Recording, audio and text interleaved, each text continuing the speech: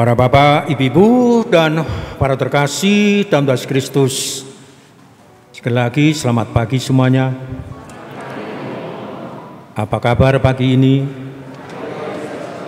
Luar biasa, syukur kepada Allah. Minggu ini adalah minggu keempat Pekan Paskah kita, dan sekaligus merupakan minggu panggilan.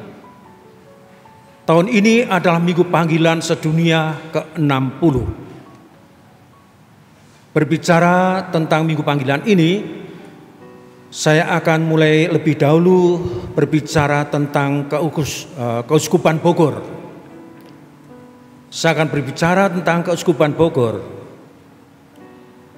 Tahun 2024, tahun depan, Keuskupan Bogor genap berusia 75 tahun. Genap berusia 75 tahun sebagai suatu keuskupan. Umat yang punya uskupnya sendiri, punya gembala. Nah, terkait dengan usia 75 tahun keuskupan ini, maka ulang tahun ini akan disyukuri bersama dengan bermacam-macam kegiatan yang melibatkan Bapak Uskup, para umat, para imam, para biara-biarati, diajak untuk merayakan ulang tahun ke-75 Keuskupan Bogor itu. Lalu apa yang bisa kita bicarakan, kita katakan dengan usia 75 tahun itu? Kalau saya ditanya, Romo melihat apa tentang Keuskupan Bogor yang sudah berusia 75 tahun? Maka kalau saya ditanya seperti itu, saya akan berkata demikian, bahwa dengan usia 75 tahun, maka kita menemukan adanya perkembangan, adanya pertumbuhan yang sangat dahsyat di keuskupan ini. Ada perkembangan, ada pertumbuhan yang luar biasa di keuskupan ini. Keuskupan yang wilayahnya mulai dari Anyer di ujung kulon, terus membentang dan berujung pada Sungai Citarum setelah Cianjur. Karena di sana sudah Keuskupan Bandung.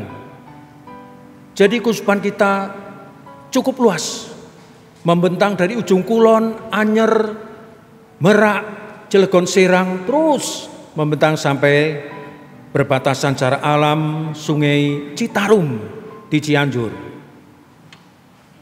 Selama 75 tahun, jumlah umat di kota dan pelosok-pelosok bertambah. Selama 75 tahun, jumlah paroki, jumlah stasi, jumlah wilayah dan lingkungan bertambah. Juga selama 75 tahun, jumlah biara-biara suster, jumlah imam, jumlah frater dan juga bruder bertambah juga. Lalu selama 75 tahun juga, jumlah romo, frater, siswa seminari juga bertambah banyak. Bahkan saya menangkap pertambahan itu juga terjadi pada yayasan-yayasan pelayanan yang dinaungi oleh gereja, antara lain sekolah-sekolah, rumah sakit, klinik-klinik, lembaga pendidikan keterampilan, pelayanan untuk kaum kecil dan tersisihkan, dan juga untuk mereka yang mengabdi kepada masyarakat luas, bertambah banyak. Selama 75 tahun itu,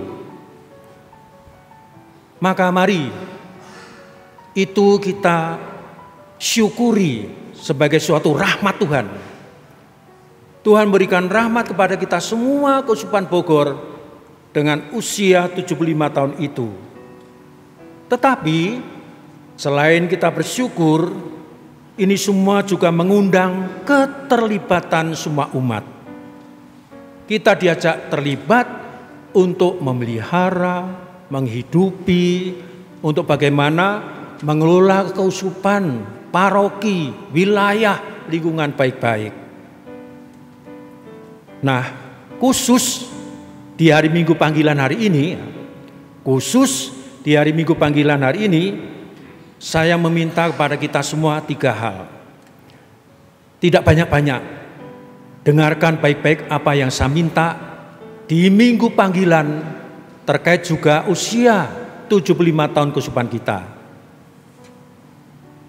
Demi semakin jayanya keuskupan kita, permintaan pertama saya adalah berdoalah untuk Bapak Uskup, untuk para romo, untuk para bruder, untuk para suster dan aktivis semuanya, agar mereka setia kepada panggilan dan maksimal dalam pelayanan. Berdoalah untuk mereka. Nah, saya tanya sekarang, pada mendoakan Bapak Uskup enggak? Mendoakan romonya enggak? Mendoakan Romo Haruno enggak? Pasti bilang mendoakan romo. Karena kalau tidak bilang ya, takut enggak dapat komuni. Tapi Bapak support dukungan doa kita untuk gembala kita, untuk para aktivis kita adalah perlu. Karena apa? Karena kami ini, entah itu Bapak Uskup, para romo, para biaran-biarati, kami juga punya keterbatasan. Sehingga keterbatasan kami jangan sampai menjadi kendala. Dukunglah doa untuk mereka. Kalau bukan doa, paling tidak sapalah mereka. Menyapa dengan selamat pagi Romo, selamat pagi suster, atau mungkin melalui WA kalau kita mengenal nomor mereka. Itu sangat berarti. Jangan sampai kita itu semacam ada keterpisahan. Gembala, biaran-biarati jalan sendiri, umat para domba jalan sendiri. Tidak. Kita diajak para gembala mengenali domba-dombanya, tapi para domba juga mengenali gembalanya. Ada umat ditanya, kamu dari paroki mana? Dari paroki katedral. Romo parokisnya siapa? Gak tahu. Sepertinya sudah mati. Sedih banget aku. Baru sebentar jadi romo paroki, orang ditanyai siapa nama romo parokinya, gak tahu, malah mungkin sudah mati. Nah, tapi ada umat yang baik. Inilah yang namanya domba peduli pada gembala, gembala peduli pada domba. Kalau saya sebagai seorang gembala bisa bahwa sehari itu acaranya ada rapat, ada misa, ada perminyakan. Saya tertarik pada khotbah seorang pastor yang mengatakan terkait dengan suatu survei yang dilakukan di Amerika. Survei itu katanya begini, 1 kali misa seorang romo itu setingkat dengan nyangkul selama 4 jam. Artinya perlu tenaga. Apalagi seperti tadi malam gitu ya. Saya mengadakan tutup peti di kaki Gunung Salak yang gelap, tapi sebenarnya mungkin indah tempat itu. Ya jalan.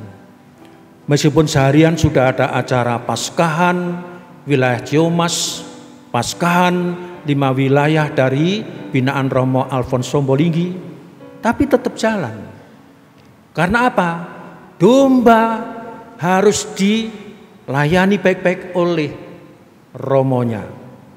Gembala harus dekat dengan domba-domba, membawa ke padang rumput yang hijau, membawa kepada mata air yang segar untuk hidup domba-domba, untuk hidup umat. Tapi semoga juga tadi itu domba-domba dan umatnya tahu persis bagaimana gembala-gembalanya. Saya senang kalau ada umat atau domba yang baik. Romo capek ya. Kenapa? Istirahat mau. Supaya Romo cepat sehat kembali. Ini peduli. Umat bisa tahu persis kendala dan kondisi dari gembalanya. Romo capek ya. Istirahat dulu mau. Romo diperlukan para umat. Ada titik temu. Gembala mengenali domba, domba juga mengenali gembalanya. Mohon doa dari para umat agar kita memiliki para gembala, para aktivis umat yang setia dan maksimal dalam pelayanan. Lalu yang kedua, saya meminta kepada seluruh umat, persembahkanlah dana dan derma. Pada punya uang enggak nih? Persembahkanlah dana, derma untuk pendidikan para calon imam, juga mungkin biarawati. Kalau kita tidak bisa memberikan sesuatu apapun, kita bisa memberi sedikit dari derma kita. Karena apa? Karena untuk mencetak romo, mencetak frater, mencetak biarawan, itu perlu dana. Saya yakin para umat katedral tahu, nggak ada romo yang jatuh dari langit kan? Nggak ada toh? Harus dibiayai, harus dibiayai. Dan syukur puji Tuhan, Keuskupan ini luar biasa, sangat peduli kepada yang namanya mendanai, menghidupi, mendukung adanya panggilan imamat. Dan saya katakan di sini, Keuskupan Bogor termasuk keuskupan yang sehat di Indonesia ini. Tepuk tangan dulu untuk Bogor. Sehat yang bagaimana sih Romo? Sehat bahwa kita keuskupan ini punya 70-an romo yang milik Keuskupan Bogor, ditambah dengan teman-temanku dari CSE, SVD, MSC, banyak. Sehat, kita bisa mencetak banyak romo, kita bisa mencetak frater dan seminaris kita Bogor ini karena kontribusi umat. Entah melalui secara pribadi menjadi orang tua asuh, secara pribadi dengan dana rutin atau dana yang tidak rutin, termasuk dengan kolekte kelima dalam bulan untuk pembinaan imam. Dan ternyata buahnya banyak. Sehingga umat di Keuskupan ini tidak terlantar, bahkan Keuskupan Bogor bisa membantu Keuskupan Ketapang, Keuskupan Tanjung Selor, Agat Asmat, Keuskupan Padang, Palembang, dan juga Jakarta yang kerja di Obor ataupun di KWI.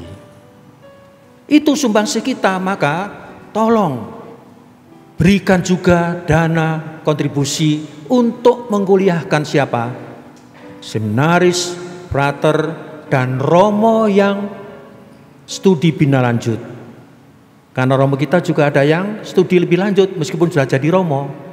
Maka jangan kaget, di Keuskupan kita punya romo yang ahli pajak.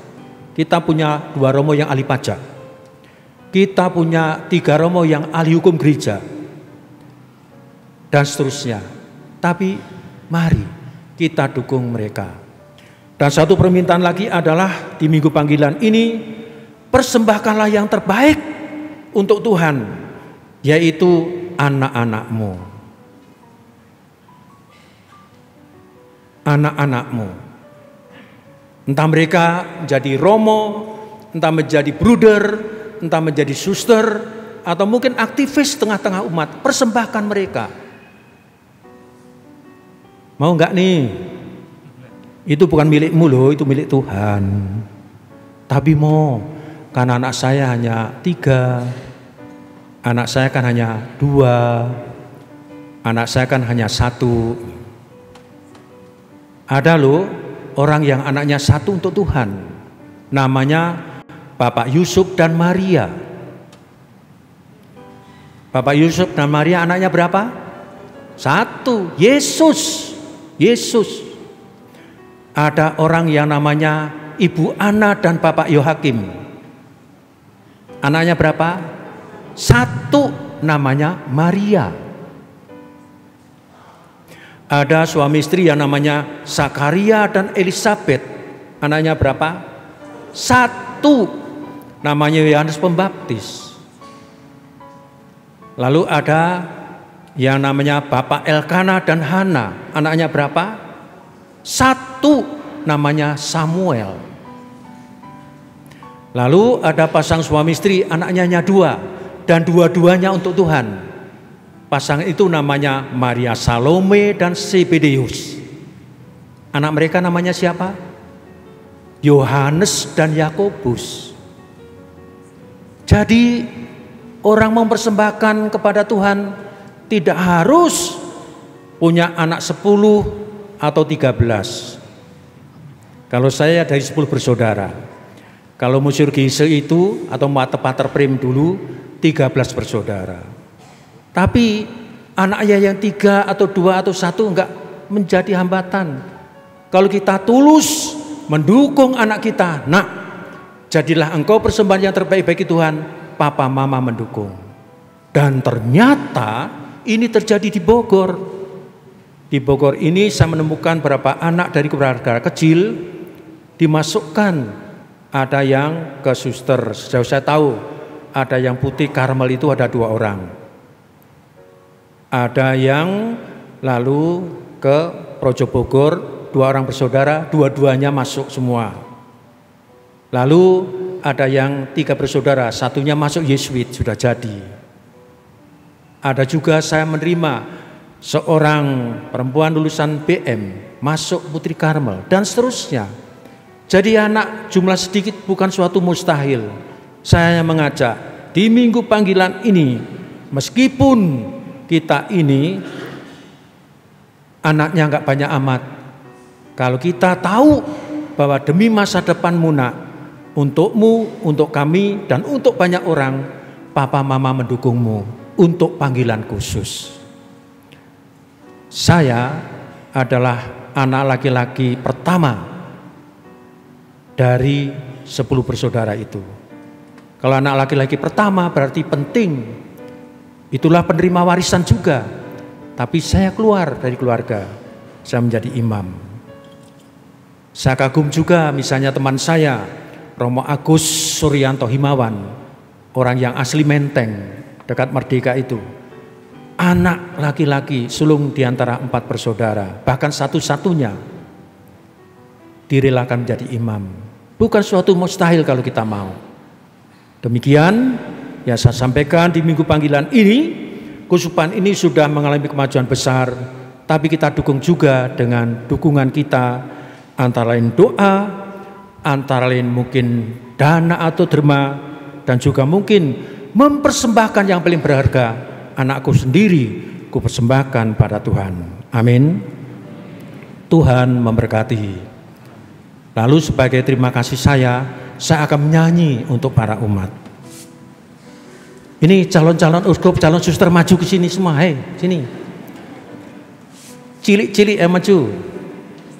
Ya, tolong boleh maskernya dibuka. Tepuk tangan untuk adik-adik kecil ini.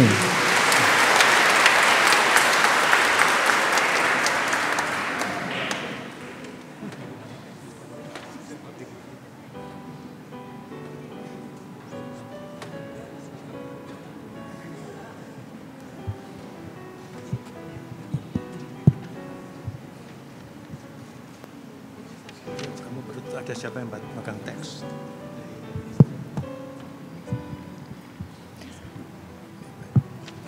Baik.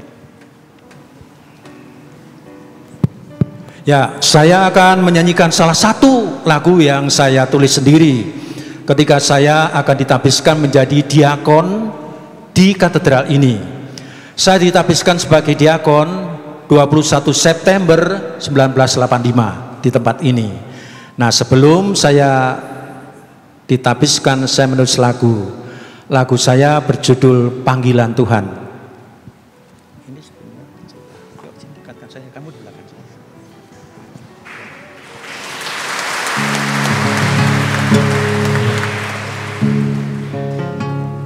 Ku dengar suara panggilanmu,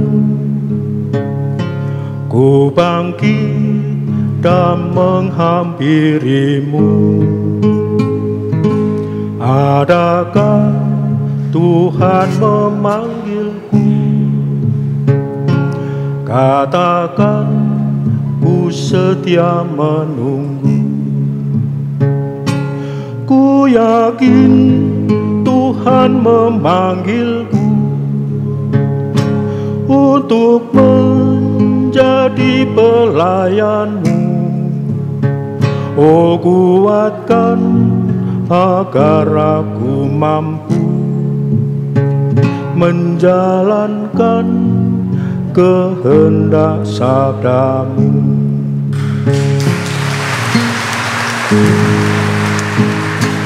Bergetar debar di hatiku mendengar suara panggilanmu. Serasa diriku tak mampu menjawab panggilan sabdamu, tetapi ajaib cintamu telah memikat dan membimbingku menyusuri jalan panggilanmu demi karya di kebun anggurmu.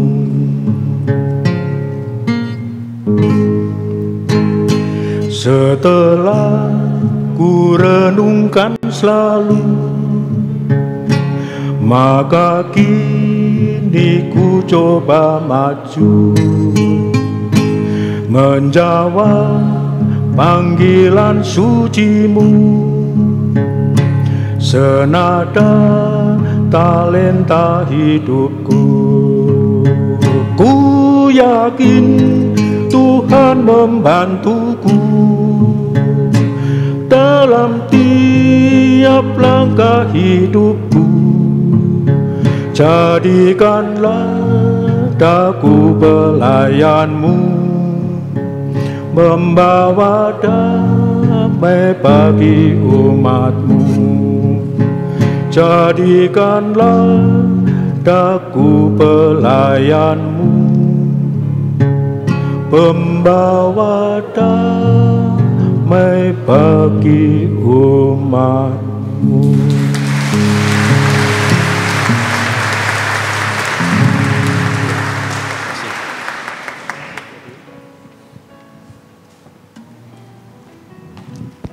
Baik, supaya mereka ini nanti benar jadi suster, jadi muder, jadi uskup, jadi bruder. Tapi sayang hanya 6 atau 5. Nanti kalau semua seblok ini, semoga banyak panggilan dari kita. Tidak hanya ditambahkan umat, tapi pelayan umat juga. Mari kita berdiri, kita berdoa, aku percaya.